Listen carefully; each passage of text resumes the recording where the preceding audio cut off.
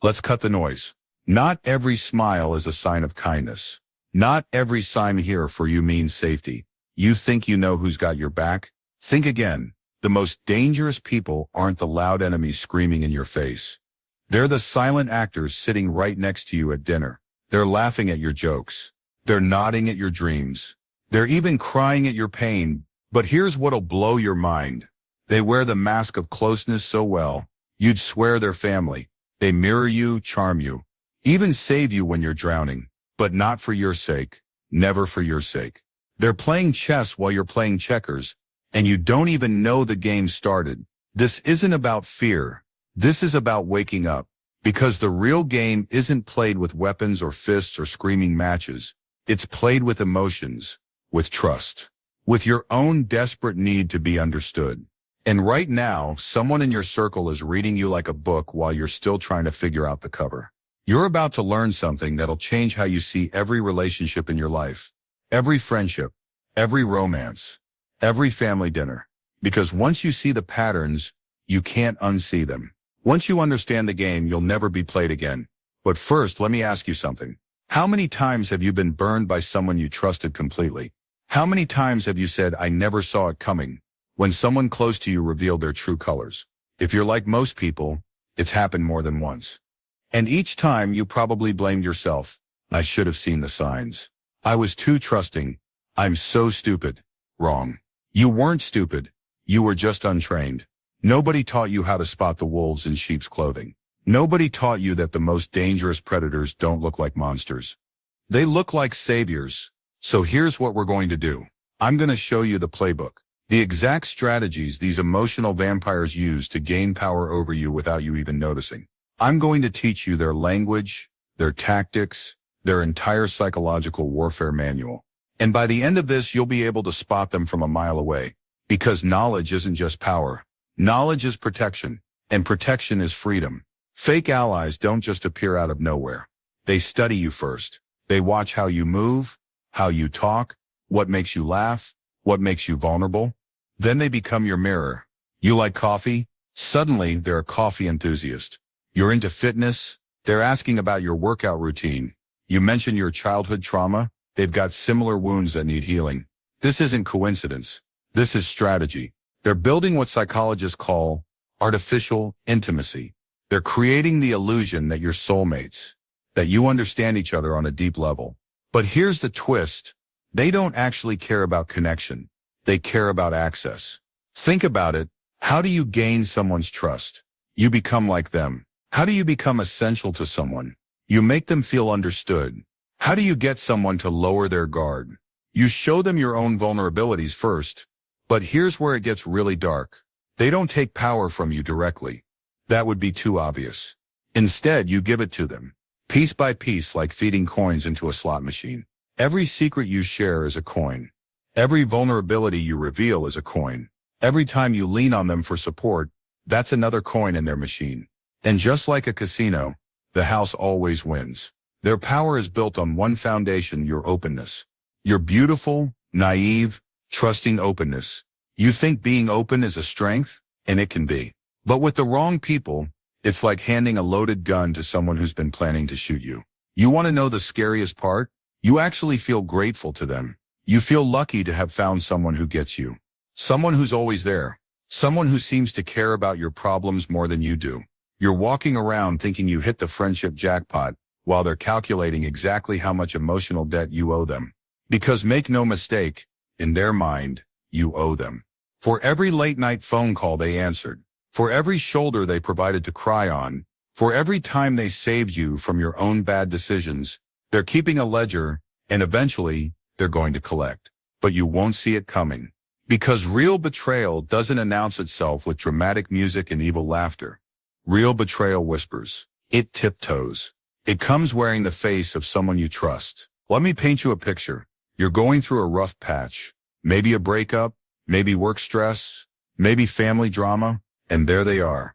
Your faithful friend, your reliable confidant, your emotional support system. They listen to every detail. They offer advice. They even cancel their own plans to be there for you. You think they're being selfless. You think they genuinely care about your well-being. But here's what's really happening. They're collecting intelligence. Every weakness you reveal, every fear you confess, every insecurity you share is being filed away for future use. They don't stab you in the back immediately. That would be sloppy. Instead, they wait. They wait until you're strong again. They wait until you don't need them as much. They wait until you start to pull away or set boundaries or, God forbid, succeed without their help. Then they strike, but not with a direct attack. That would make them look like the villain. Instead, they use your own confessions against you. They twist your vulnerabilities into weapons. They turn your secrets into ammunition. And the beautiful, twisted irony. You handed them the knife.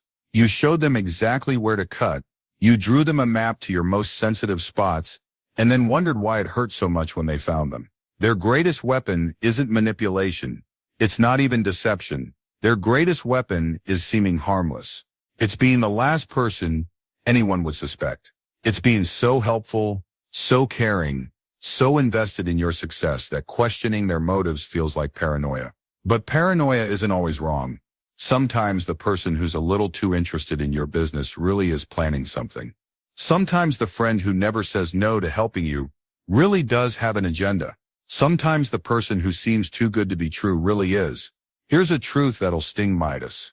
They help just enough to become essential, but never enough to make you independent. Think about it. Have you ever noticed how some people's help somehow always keeps you needing more help? How their solutions create new problems? How their support somehow makes you feel weaker instead of stronger? This is an accident. This is design.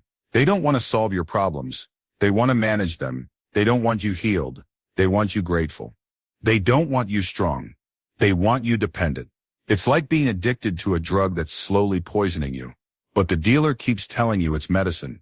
And because they're so caring about your addiction, so understanding about your struggles, so supportive of your journey to get clean, you never suspect that they're the one keeping you sick. You feel grateful, but you're actually trapped. You think you're being cared for, but you're being controlled. You believe you're in a relationship, but you're actually in a transaction. And the price, your autonomy, your self-trust, your ability to stand on your own 2 feet.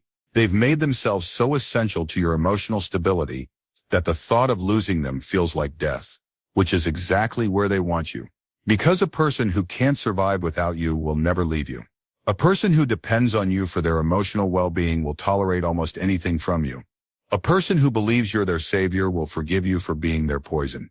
This is the addiction model of relationship. And just like any dealer, they're very good at making you think you need them more than they need you. But here's the real kicker. The worst pain you'll experience isn't their betrayal.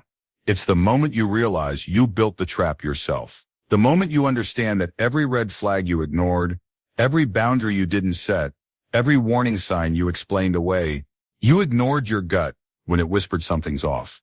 You dismissed your friends when they expressed concern. You explained away the inconsistencies, the small lies, the moments when their masks slipped just a little. You talked too much, trusted too fast, shared too freely. You were so desperate to be understood, so hungry for connection, so afraid of being alone that you threw your doors wide open to anyone who knocked with a smile. And the most devastating realization, you did it to yourself. They didn't force you to trust them. They didn't make you share your secrets. They didn't put a gun to your head and demand your vulnerability.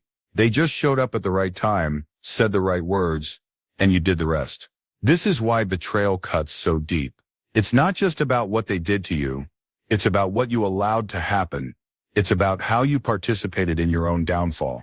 It's about looking in the mirror and seeing both the victim and the accomplice staring back at you. But here's what I need you to understand. Machiavelli, this doesn't make you weak. This makes you human.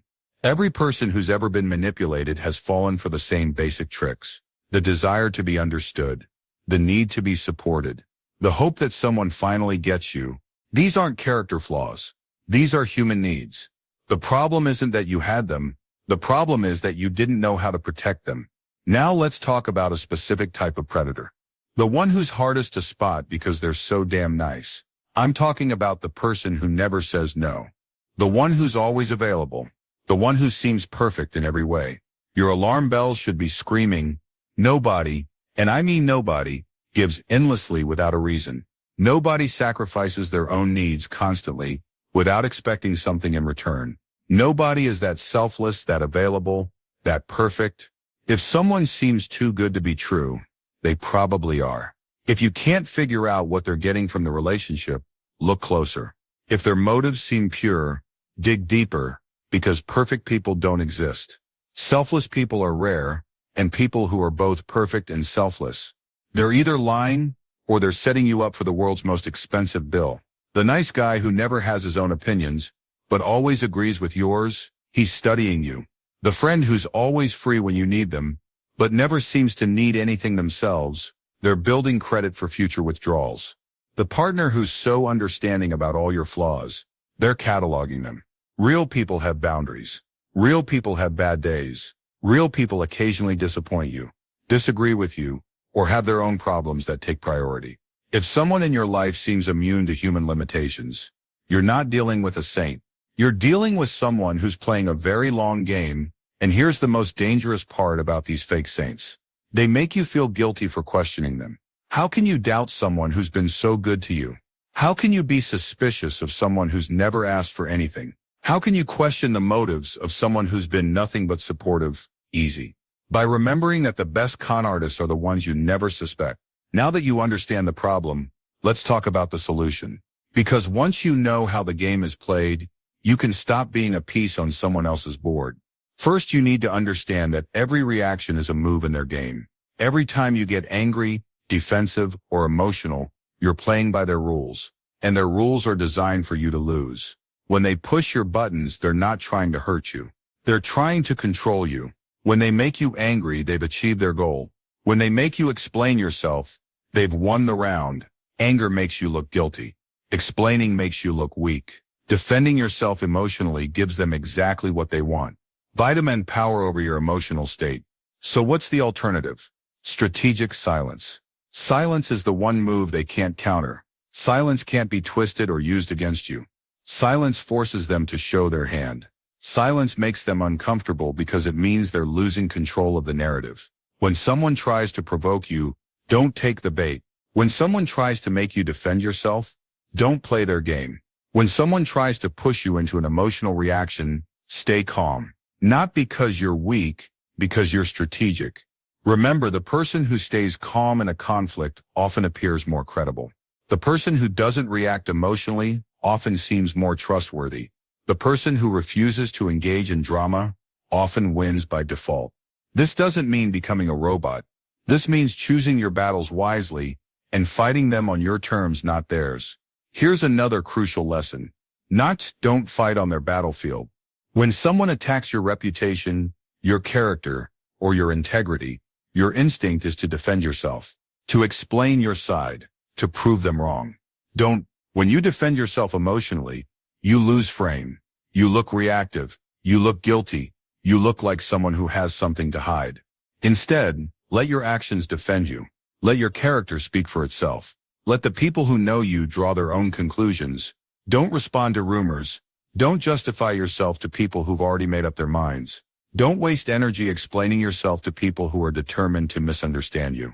Here's the truth about reputation powers. The people who matter will judge you by what they've observed, not by what they've heard. The people who believe gossip about you without asking for your side weren't really your allies anyway. Let your silence speak volumes. Let your consistency prove your character. Let your results demonstrate your worth. Because when you stop playing defense, you can start playing offense. When you stop reacting to their moves, you can start making your own. Most people fall into manipulative relationships because they can't handle being alone. They're so afraid of solitude that they'll accept toxic company over no company. They're so desperate for connection that they'll take any connection, even destructive ones. But here's what you need to understand. Solitude isn't weakness. Solitude is the training ground for clarity. When you're alone, you can hear your own thoughts. When you're alone, you can trust your own instincts. When you're alone, you're not being influenced by someone else's agenda. If you can't be comfortable with yourself, you'll always be desperate for others. If you can't enjoy your own company, you'll tolerate terrible company. If you can't handle solitude, you'll always chase the wrong people. Learn to love the quiet. Learn to enjoy your own thoughts. Learn to be your own best company. Because when you're not afraid of being alone, you stop settling for people who don't deserve you. When you're comfortable with solitude, you can spot the difference between genuine connection and desperate attachment. The strongest people aren't those who are never alone. The strongest people are those who can be alone and still feel complete. Here's a pattern you need to watch for: meanness, the supporter who becomes silent when you succeed. Some people will cheer for you, encourage you, even help you climb the mountain. But the moment you reach the summit, they disappear. They don't hate your light. They just want it dimmer than theirs. These are the people who love your potential but resent your success. They enjoy being needed but hate being surpassed.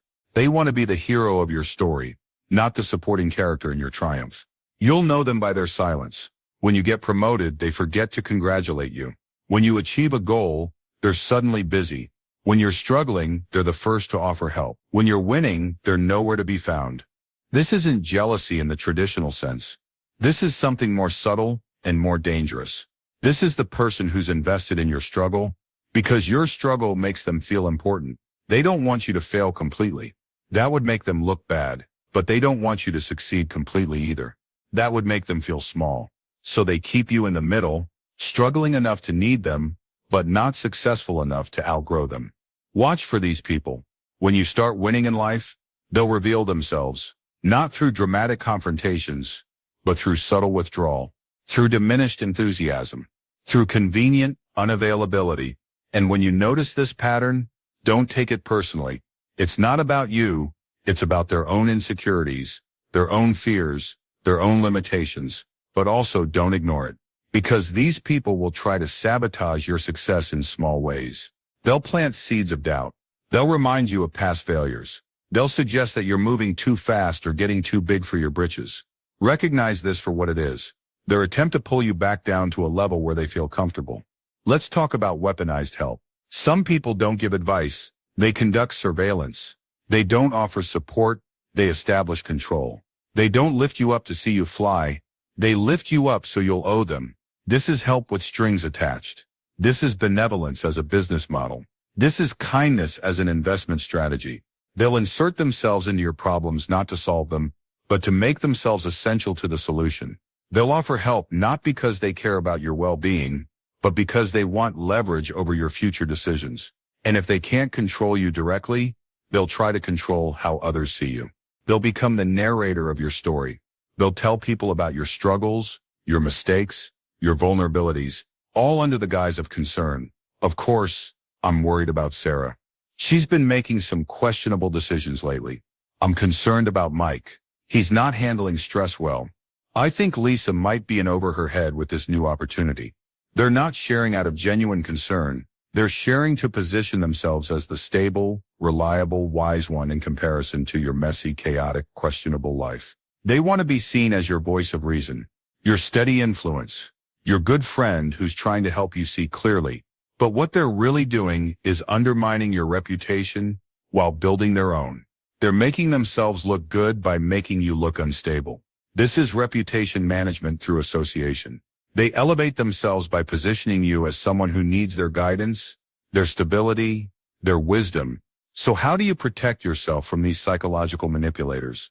How do you build defenses without becoming paranoid? How do you stay open to genuine connections while screening out the predators?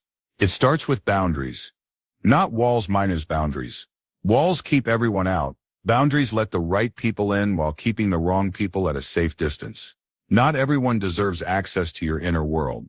Not everyone who listens deserves your truth. Not everyone who offers help has good intentions. You need to build filters, not barriers. You need to test intentions before you trust them. You need to observe patterns before you assume positive motives. Here's a simple test: Midas. Watch what people do when you set boundaries. Do they respect them, or do they push back? Do they adjust their behavior, or do they try to make you feel guilty for having limits? The right people will respect your boundaries without making you feel bad about having them. The wrong people will act like your boundaries are personal attacks on their character. Another test: watch what happens when you can't give them what they want. When you're too busy to talk, when you can't lend them money, when you can't do them a favor, do they understand and respect your limitations, or do they make you feel guilty, selfish, or like a bad friend? The right people will understand that you have your own life, your own priorities, your own limitations. The wrong people will act like you exist solely to meet their needs. Here's another filter: Pay attention to reciprocity, not just in terms of money or favors, but in terms of emotional investment. Do they ask about your life as much as they share about theirs? Do they remember details about your struggles and successes? Do they celebrate your wins as enthusiastically as they expect you to celebrate theirs? Healthy relationships have natural give and take. Manipulative relationships are all take and no give, but disguised so well that you don't notice the imbalance. One more test I must observe how they treat other people. How do they talk about their ex-partners? How do they treat service workers? How do they handle conflict with family members? The way someone treats others when they think you're not paying attention is the way they'll eventually treat you when you're no longer useful to them. Now let's talk about moving like a master. Real power isn't loud. Real power isn't obvious. Real power is quiet, strategic, and selective. You don't need to announce your moves. You don't need to defend your decisions. You don't need to explain your boundaries or justify your choices. The most dangerous player in any game is the one who chooses when to appear and when to vanish, when to speak and when to stay silent, when to engage and when to withdraw. This isn't about being cold or calculating. This is about being strategic. This is about understanding that your attention, your energy, your presence are valuable resources that should be invested wisely. When you make yourself constantly available, you become taken for granted. When you always respond immediately, your responses lose impact. When you never say no, your yes becomes meaningless. But when you're selective with your availability, people value your time more. When you choose your words carefully, they carry more weight. When you set clear boundaries, people respect them. This is the power of strategic presence, being fully there when you choose to be there, and completely absent when you choose to be elsewhere. Some people try to buy your loyalty with constant contact. They text you every day, call you frequently, always want to hang out. They make themselves a constant presence in your life. But quantity isn't quality. Frequent contact isn't deep connection. Being always available isn't the same as being genuinely caring. Sometimes the most powerful thing you can do is step back. Create some space. Let people miss you. Let them wonder what you're up to. Let them realize how much they value your presence by experiencing your absence. This isn't game playing. This is understanding that mystery creates intrigue, that space creates appreciation, that your absence can be more powerful than your presence. When silence becomes your weapon, you've won the game. When you no longer feel the need to explain yourself, defend yourself, or prove yourself to others, you've achieved a level of power that can't be touched. Because the person who needs nothing from you has all the power. The person who can walk away at any time controls the interaction. The person who's comfortable with silence can't be manipulated through emotional manipulation. This is the ultimate evolution of personal power, not needing to use it, not needing to prove it, not needing others to acknowledge it. When you reach this level, manipulators lose their power over you because all their strategies depend on your emotional reactions, your need for approval, your fear of abandonment. When you no longer need their validation, they can't validate you. When you no longer fear their rejection, they can't reject you. When you no longer require their presence, they can't threaten you with their absence. You become unmanipulatable, not because you're cold or heartless, but because you're complete, you're whole, you're enough. Here's the truth. They don't want you to know, Machiavelli, you were never weak. You were just untrained. Nobody taught you the rules of the game. Nobody showed you the playbook. Nobody warned you about the wolves in sheep's clothing. But now you've seen the board. You've seen the pieces. You understand the strategies. You know the patterns. The question is, will you keep playing their game, or will you build your own? Because once you understand these principles, once you implement these strategies, once you start moving like someone who knows their worth, everything changes. You stop attracting energy vampires because you're no longer bleeding energy. You stop falling for manipulation because you're no longer desperate for validation. You stop getting betrayed because you're no longer giving dangerous people access to your vulnerabilities. You start attracting genuine people because you're operating from a place of strength. You start building real relationships because you're no longer settling for toxic ones. You start commanding respect because you're no longer accepting disrespect. This isn't about becoming cold or closed off. This is about becoming discerning. This is about protecting your energy so you can share it with people who deserve it. This is about setting standards so high that only quality people can meet them. When you operate from this level of awareness, of strategy, of self-respect. You don't just avoid toxic people, you become magnetic to healthy ones. Because healthy people recognize strength when they see it, genuine people appreciate authenticity when they encounter it. Quality people are drawn to others who know their worth. The manipulators, the energy vampires, the fake friends, they'll sense the change in you and move on to easier targets. Because you're no longer easy, you're no longer desperate, you're no longer playing their game. You've started playing at a level they never saw coming. But here's the final piece of the puzzle. This transformation doesn't happen overnight. It's not a switch you flip. It's a muscle you build. It's a skill you develop. It's a mindset you cultivate over time. You'll make mistakes. You'll occasionally fall back into old patterns. You'll sometimes doubt yourself and wonder if you're being too cautious, too suspicious, too guarded. That's normal. That's part of the process. The goal isn't perfection. The goal is progress. Every time you trust your instincts instead of ignoring them, you get stronger. Every time you set a boundary instead of letting someone cross it, you get wiser. Every time you choose solitude over toxic company, you get clearer. This is how you build immunity to manipulation, not through one dramatic transformation, but through countless small decisions to value yourself, trust yourself, and protect yourself. And here's what happens when you master this mindset. You don't just change your own life, you change the lives of the people around you. Because when you stop accepting poor treatment, you raise the standard for how everyone in your circle expects to be treated. When you stop tolerating manipulation, you make it harder for manipulators to operate in your environment. When you start operating from strength instead of weakness, you inspire others to do the same. You become living proof that it's possible to have boundaries and still have relationships, that it's possible to be discerning and still be loving, that it's possible to protect yourself and still be open to genuine connection. And maybe most importantly, you become the kind of person you needed when you were still learning these lessons. You become the friend who speaks truth instead of telling people what they want to hear. You become the ally who protects instead of exploits. You become the example of what healthy relationships actually look like. This is your power. This is your purpose. This is your potential. You're not just learning to defend yourself from toxic people. You're learning to become the kind of person who makes toxicity obsolete. You're not just avoiding manipulation. You're mastering the art of authentic influence. You're not just protecting your energy. You're learning to use it in ways that elevate everyone around you. This is what happens when you stop playing on their board and start building your own. This is what happens when you refuse to be a victim and choose to be a victor. This is what happens when you stop reacting to life and start creating it. So the question isn't whether you can change.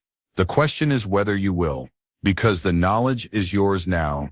The tools are in your hands. The choice is completely yours. Will you go back to the old patterns, the old vulnerabilities, the old ways of moving through the world? Or will you step into this new version of yourself? Neither one who can't be manipulated, can't be exploited, can't be taken advantage of. The one who commands respect without demanding it. The one who attracts loyalty without begging for it. The one who builds genuine connections without settling for counterfeit ones. The version of you who plays the game at a level most people never even realize exists. If you've made it this far, if you've absorbed these lessons, if you're ready to implement these strategies, then comment "I no longer play on their board." That way, I'll know. I'll know you've seen behind the curtain. I'll know you understand the game. I'll know you're ready to start playing at a level they never saw coming. Because when you stop being a piece on someone else's board, when you stop dancing to someone else's music, when you stop playing by someone else's rules, that's when you truly begin to live. That's when you discover what you're really capable of. That's when you realize that all this time, you weren't just learning to defend yourself from toxic people. You were learning to become extraordinary.